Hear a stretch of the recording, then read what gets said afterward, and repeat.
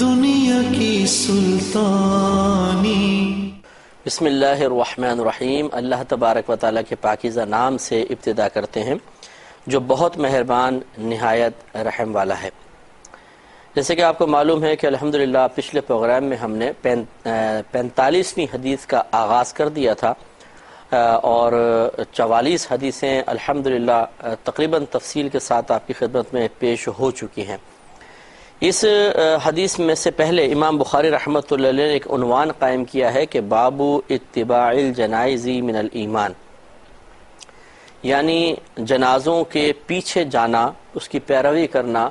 یہ ایمان سے ہے۔ اس چیز کا باب یعنی جنازے کے اتباع کرنے کا باب ہے اور یہ ایمان سے ہے۔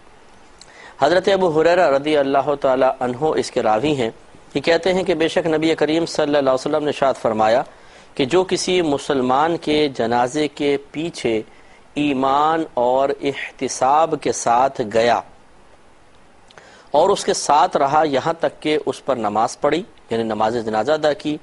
اور اس کے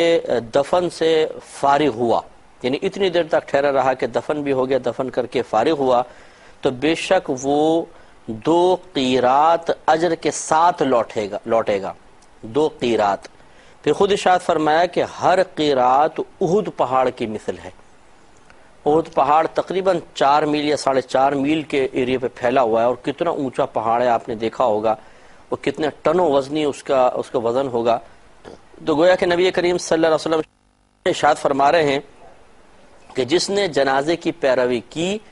جو جنازے کے پیچھے چلے گا لیکن ایمان اور احتساب کے ساتھ اللہ تبارک و تعالی، اور پھر وہ جنازے کی نماز پڑھے، پھر اس کے بعد دفن تک وہاں پر رہے، تو 2 قیرات اجر عطا کیا جائے گا۔ پھر ارشاد فرمایا کہ اور جس نے اس جنازے پر نماز پڑھی لیکن اس کے دفن سے پہلے لوٹ آیا تو بے شک وہ 1 قیرات اجر کے ساتھ لوٹے گا۔ اور اسی طرح عثمان مؤذن جو تھے انہوں نے بھی ایسی ایک حدیث پاک ذکر کی ہے۔ تو خلاصہ کلام یہ ہوا کہ نبی کریم صلی اللہ علیہ وسلم نے اس میں بہت ساری قیودات بیان کی اور پھر اس پہ انعام کا یا ثواب کا ترتب فرمایا ہے۔ پہلی بات جو سرکار نے ارشاد فرمائی کہ جس نے کسی مسلمان کے جنازے کی پیروی کی، اس کا مطلب یہ ہے کہ مسلمان کے جنازے میں جانے کی نبی کریم نے ترغیب فرمائی اور اس پر اجر و ثواب ہے۔ تو غیر مسلم کے جنازے میں تو ویسے ہی شرکت کرنا ناجائز ہے۔ وجہ اس کی یہ ہوتی ہے کہ جس کا انتقال کفر پر ہو گیا تو یقینی سی بات ہے کہ وہ قرآن کے حکم کے مطابق جہنم میں جائے گا، اور اس میں جو شک کرے گا وہ بھی کافر ہو جائے گا، اس لیے کہ یہ نصوص قطعیہ سے ثابت ہے، بالکل واضح صریح آیات سے ثابت ہے کہ ہر غیر مسلم مسلمانوں کے علاوہ چاہے وہ کوئی بھی اپنا نام رکھ لے، جب تک ہمارے نبی کریم صلی اللہ علیہ وسلم پر ایمان نہیں لے کر آئے گا وہ جہنم میں جائے گا اور وہاں پہ ہمیشہ ہمیشہ وہاں رہے گا۔ تو جس کا انتقال حالت کفر میں ہوا تو اس پر یاد رکھیں کہ اللہ تبارک و تعالیٰ کا غضب ہوتا ہے، کیونکہ یہ صحیح حدیث کے اندر ہے اور غالباً اس میں بھی کتاب الجنائز میں آئے گی تو ہم آپ کو بتائیں گے اگر زندگی رہی تو، کہ جب کافر کی روح نکالی جاتی ہے تو فرشتے اس سے کہتے ہیں کہ اے ملعون لعنتی روح نکل اور جہنم کی طرف چل۔ تو گویا کہ اس پر خود فرشتے لعنت فرما رہے ہوتے ہیں اللہ تعالیٰ کے حکم سے۔ تو ایسا جنازہ کہ جس پر اللہ تعالیٰ کی طرف سے لعنتوں کا نزول ہو رہا ہو، یعنی اس کو رحمت سے دور کیا جا رہا ہو، وہاں بے برکتی ہو اور عذاب کے فرشتے چاروں طرف منڈلا رہے ہوں، تو ایسے جنازے میں شرکت کرنا ویسے ہی مکروہ ہے، اور مسلمان کا وقار اس بات کی اجازت نہیں دیتا کہ اس کے ایسے جنازوں کے ساتھ جائیں۔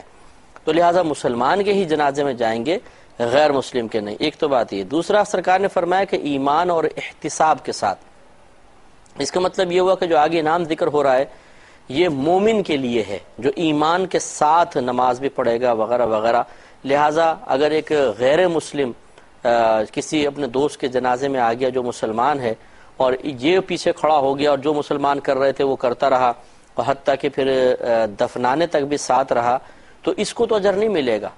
کیونکہ کافر عبادت کا اہل نہیں ہے، اور جب وہ عبادت کا اہل نہیں ہے تو اس کے نیک عمل پر اخروی لحاظ سے کسی ثواب کا ترتب نہیں ہوگا۔ لہٰذا اگر کوئی غیر مسلم مسلمان کے جنازے میں آئے اور تمام یہ پروسیس تک ساتھ رہے کہ غسل بھی ہے اور کفن اور یہ جنازہ ہے، پھر دفن کرنا ہے، تو اس کو ایک قطرہ بھی اجر نہیں ملے گا، اس لیے کہ کافر کے کسی عمل پر اسے اجر نہیں دیا جاتا۔ ہاں اللہ تبارک و تعالیٰ کی یہ ضرور مشیت ہے، اور یہ کئی جگہ ظاہر ہوئی حدیثوں میں کہ اللہ تعالیٰ اور قرآن کی آیات بھی ہیں کہ اللہ تعالیٰ اسے دنیا میں ہی اس کے اس نیک عمل کا بدلہ عطا فرما دے گا، کسی نہ کسی فائدے کی شکل میں دے دے گا، اور بروز قیامت جب وہ شخص آئے گا تو اس کے نیک اعمال کی بنا پر اسے کوئی بھی انعام نہیں دیا جائے گا۔ تو ایک تو ایمان، دوسرا احتساب کے ساتھ، اپنا حساب و کتاب کرتے ہوئے۔ احتساب کے ساتھ جنازے میں شرکت کرنے کا مطلب یہ ہے کہ جیسا تقاضائے شریعت ہے ویسے شرکت کی جائے۔ مثلا جنازہ جا رہا ہے تو اس سے نصیحت حاصل کریں، عبرت حاصل کریں،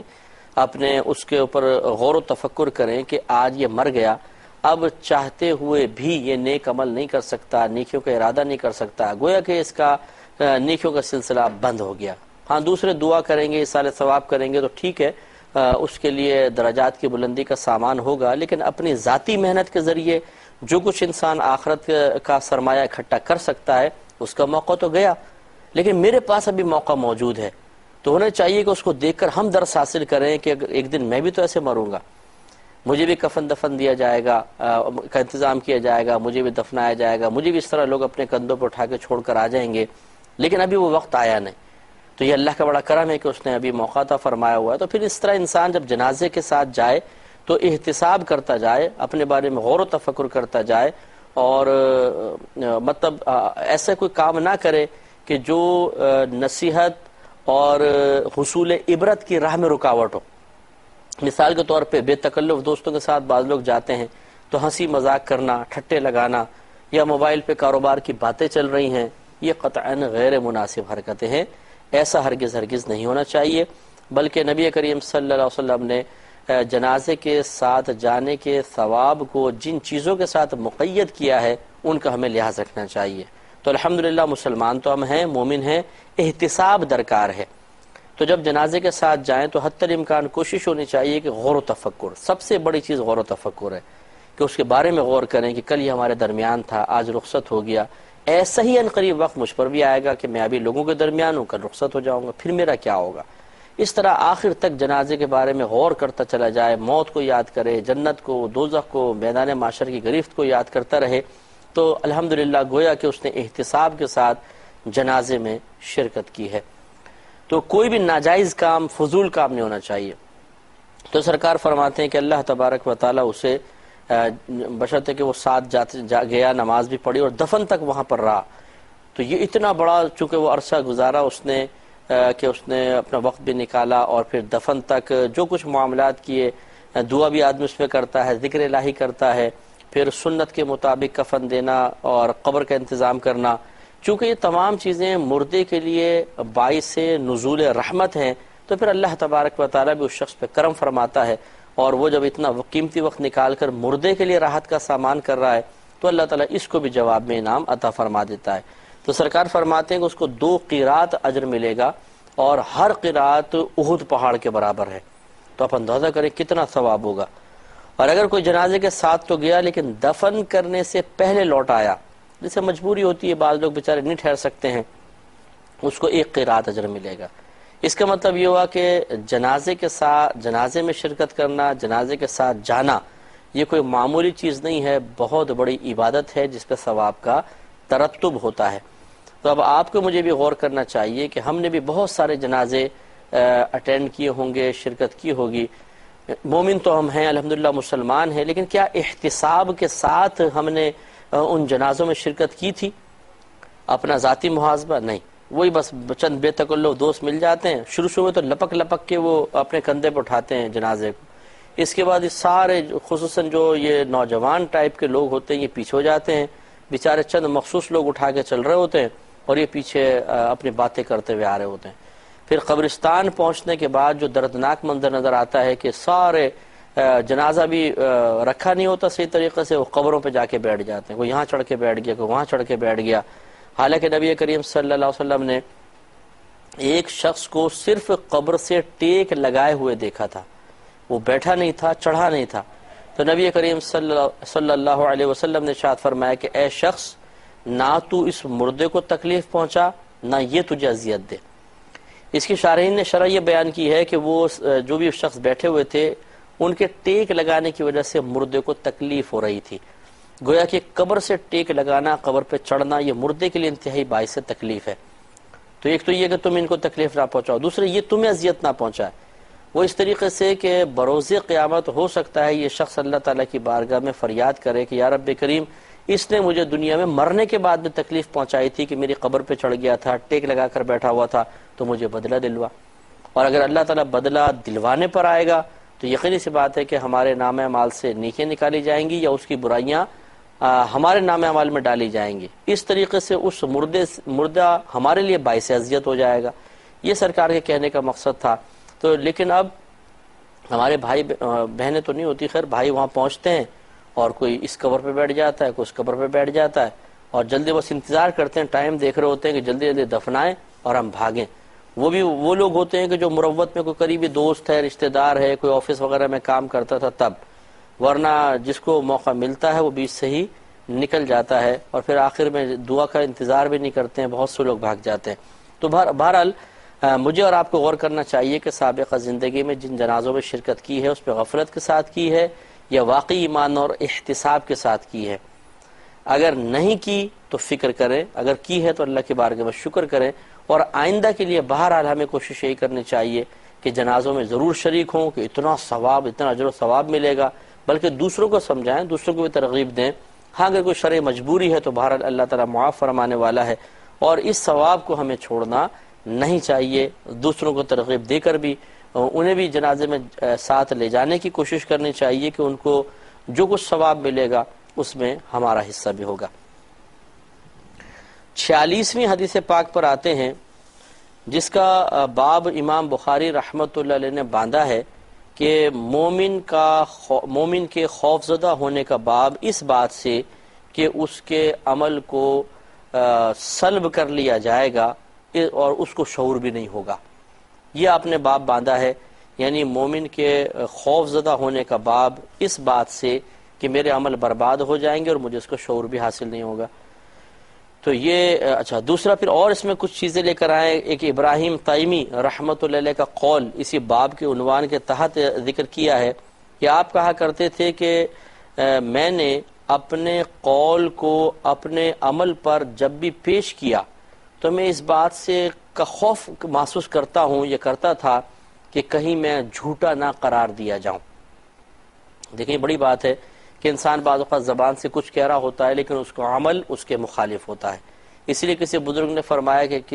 کہ انسان کا عمل اس کے قول کو جھوٹا یا سچا قرار دینے کے لیے کافی ہے۔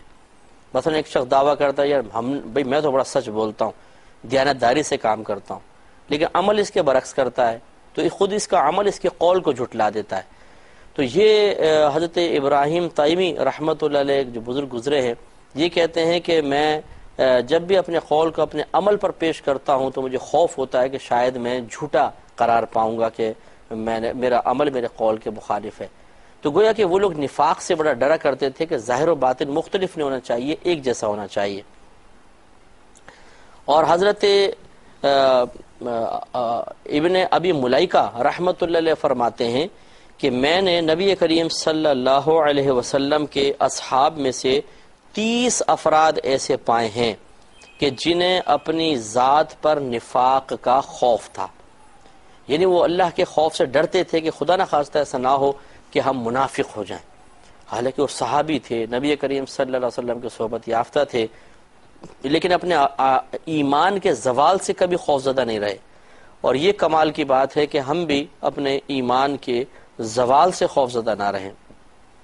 اس پہ میں کلام کرتا ہوں لیکن پہلے تھوڑا سا آگے دیکھ لیتے ہیں۔ اور اس کے بعد امام بخاری رحمۃ اللہ علیہ نے ایک حدیث پاک بیان کی ہے، اس کے راوی ہیں حضرت عبداللہ بن مسعود رضی اللہ تعالی عنہ۔ یہ کہتے ہیں کہ بے شک نبی کریم صلی اللہ علیہ وسلم نے ارشاد فرمایا کہ سباب المسلم فسوق، مسلمان کو گالی دینا فسق ہے، اور فسق کم از کم اطلاق گناہ کبیرہ پر ہوتا ہے۔ گویا کہ سرکار فرما رہے ہیں کہ مسلمان کو گالی دینا، برا بھلا کہنا، یہ گناہ کبیرہ ہے، وَقِتَالُهُ كُفْرٌ، اور اس کو قتل کر دینا کفر ہے۔ تو پہلے ہم یہ جو اکابرین کے قول ہیں تھوڑا سا اس پہ غور کر لیتے ہیں۔ میں عرض کر دیتا ہوں کہ حضرت ابن ابی ملیکہ رحمۃ اللہ علیہ جو ارشاد فرما رہے ہیں کہ میں نے نبی کریم کے اصحاب میں سے 30 ایسے افراد کو دیکھا کہ وہ اپنے بارے میں اس بات کا خوف رکھتے تھے کہ کہیں ہم منافق نہ ہو جائیں۔ تو دیکھیں یہ اس کا مطلب ہرگز یہ نہیں تھا کہ وہ کوئی خراب کام کر رہے تھے، خراب لوگوں کی صحبت میں تھے، نہیں، معاذ اللہ وہ تو بڑے پاکیزہ نفوس تھے، ان کی صحبتیں بڑی پاکیزہ تھیں۔ یہ اصل میں اللہ تعالیٰ کے کا خوف ہوتا ہے کہ انسان ایک انعام پانے کے بعد اس کے چھن جانے کے بارے میں خوفزدہ ہو جاتا ہے کہ اگر مجھ سے چھین لیا گیا تو کیا ہوگا، کیونکہ جب کسی چیز کے چھننے کا خوف پیدا ہوتا ہے تو پھر حفاظت کرنے کے سلسلے میں انسان زیادہ محتاط ہو جاتا ہے، اور اس طرح پھر حفاظت اچھی ہو جاتی ہے۔ ایمان کا بھی یہ معاملہ ہے کہ آپ کو پتہ ہے کہ آج کل دنیا کے جو حالات ہیں، دوست، احباب، ماں باپ، بیوی بچے، مختلف طریقے سے ان کے ایسے رویے ہوتے ہیں کہ ایمان کے سلب کا بعض اوقات خوف پیدا ہو جاتا ہے، جیسے گناہوں پہ لگانا دوستوں کا، اس سے بڑا پرابلم کریٹ ہوتا ہے۔ اور اسی طرح نفس و شیطان تو ہیں ہی ہیں، وہ ہمارے ایمان کے زوال کے لیے مسلسل تمنائیں کرتے ہیں، کوششیں کر رہے ہیں، اور ان کو توقع ہے کہ کسی طریقے سے ایمان ہمارا برباد ہو ہی جائے گا۔ تو اگر آپ اور میں اس کی حفاظت سے غافل ہو گئے تو آپ کو پتہ ہے کہ جو شخص اپنے مال سے غافل ہوتا ہے تو چور اس کو اٹھا کر لے جاتے ہیں، اور جو اپنے ایمان سے غافل ہو جائے تو شیطان اس کے ایمان کو لے کر بھاگ جاتا ہے۔ تو اس لیے ہمیں کوشش یہی کرنی چاہیے کہ حتی الامکان اپنے ایمان کی حفاظت کریں اور زوال ایمان سے بے خوف نہ رہیں، بلکہ ڈریں اللہ تعالیٰ کی بارگاہ میں، اور ہو سکے تو اپنی ایک دعا یہ ضرور ہر دعا میں شامل کر لے کہ اللہ تعالیٰ میرے ایمان کی حفاظت فرما، یا رب کریم مجھے ایمان پر موت عطا فرمانا۔ اگر ہم یہ دعا کریں گے تو انشاءاللہ عز و جل اللہ کی رحمت سے امید ہے کہ جب ہم اپنے ایمان کے بارے میں غور و تفکر کریں گے تو پھر محتاط زندگی گزاریں گے، نفس و شیطان کے شر سے بچنے کی بھرپور کوشش کریں گے، اور یہ پاکیزہ کوششیں ہمارے ایمان کو محفوظ رکھیں گی، اور اللہ تعالیٰ کی بارگاہ میں ہم سرخرو ہو جائیں گے۔ اب حدیث کی طرف آتے ہیں۔ سرکار نے ارشاد فرمایا کہ مسلمان کو برا بھلا کہنا، گالی بکنا یہ گناہ کبیرہ ہے۔ حدیث اپنے ظاہر پر ہے کہ ایک دوسری حدیث ہے بخاری کی آگے آئے گی انشاءاللہ، کہ نبی کریم صلی اللہ علیہ وسلم نے ارشاد فرمایا کہ اللہ تبارک و تعالی نے ایک مسلمان پر دوسرے مسلمان کا جان، مال اور عزت و آبرو کو حرام فرما دیا ہے، یعنی ہم ناحق کسی کی جان لے سکتے ہیں، نہ ناحق کسی کو زوال عزت کا شکار کر سکتے ہیں کہ اس کو ذلیل کر دیں، اور اسی طرح اس کا مال بغیر اس کی اجازت کے ناحق لے لیں، یہ سب سرکار نے حرام قرار دیا ہے۔ لہٰذا